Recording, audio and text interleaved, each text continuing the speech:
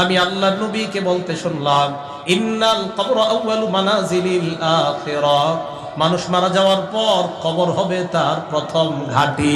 ফা ইন্না জা মিনহু ফামা বা'দাহু আইসারু মিন, কবরের মধ্য থেকে যদি কেউ মুক্তি পেয়ে যায়, তারপরের ঘাঁটিগুলা অধিক সহজ হয়ে যায়।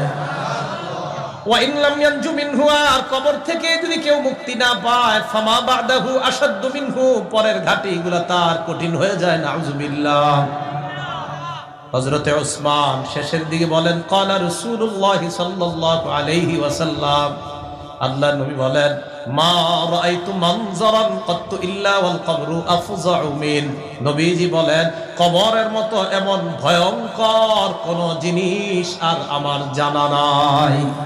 নবীজি বলেন, কবরের মতো এত ভয়াবহ বিষয় আমার আর জানা নাই। আল্লাহ কয়, কবর পর্যন্ত তোমরা প্রাচুর্যের প্রতিযোগিতা